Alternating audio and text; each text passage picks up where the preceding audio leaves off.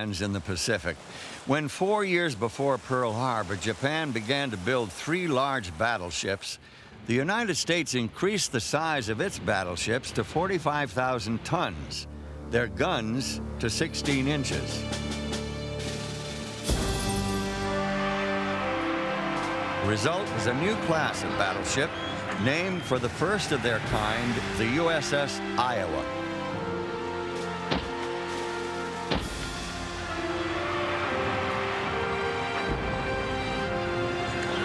More than 5 years in design and construction, the Iowa and the Missouri would be built in the New York Navy Yard, the New Jersey and Wisconsin in Philadelphia.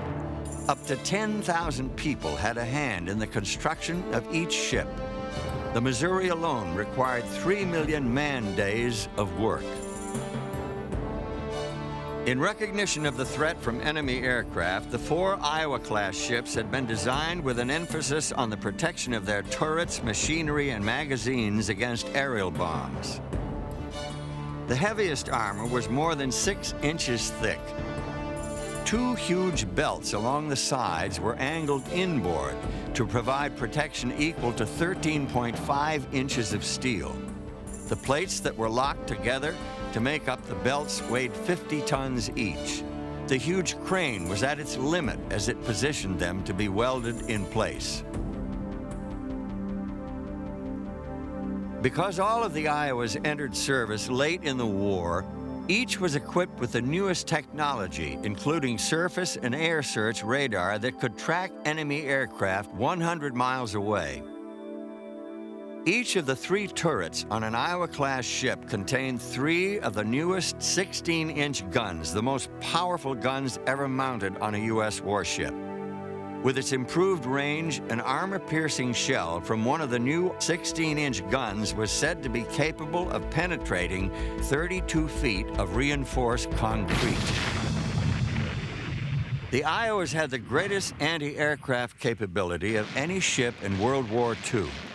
Their secondary armament included 25-inch guns in 10 twin mounts and 130 smaller anti-aircraft guns. They were fast, and they could cruise great distances without refueling. Their top speed was 33 knots, the fastest battleships in the world. And their range at 12 knots was an incredible 18,000 miles. The new battleships were run by crews of over 2,000 men. The Iowa-class battleships would see action in the Pacific in the closing months of World War II. By 1944, in the Philippine Sea, the fast carriers fighter planes, supported by the battleship's anti-aircraft fire, were destroying the heart of Japanese naval aviation. Now the Americans begin to feel the extent of Japan's desperation. Naval historian Paul Stilwell. In the autumn of 1944, as the Americans got into the Philippines, the Japanese were so desperate in their defensive stance that they inaugurated the Corps of Kamikazes, planes flown by men who were in effect human fire control systems for the bombs they carried. They were deliberately willing to sacrifice their lives because of the code of the warrior that said dying for the emperor was the highest honor. The kamikazes' primary targets are the wooden decks of the American aircraft carriers.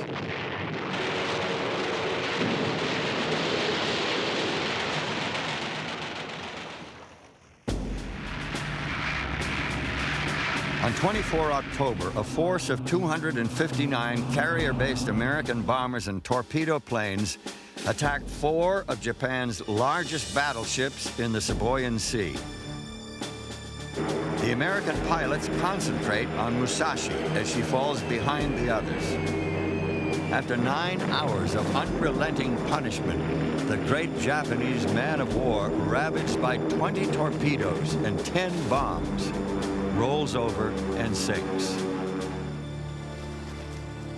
Oil and debris from the Musashi still float on the water the next day when a Japanese fleet of 4 destroyers, a cruiser, and 2 battleships steam through a narrow strait called Surigao.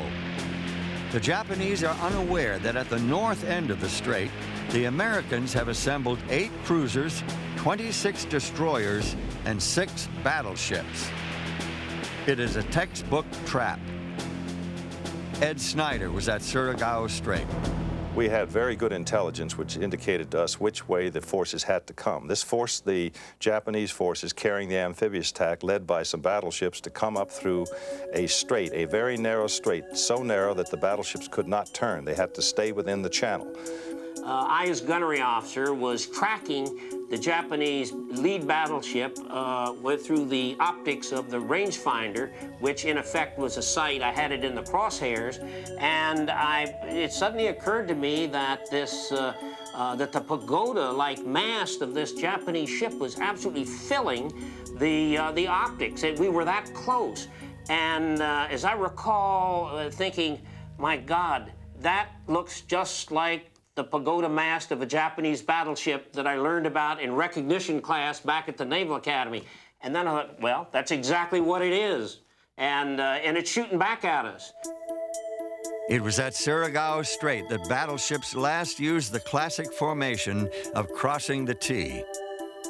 It was a geographical decision, not just so much as a tactical decision, because the Japanese had to come up through the narrow strait.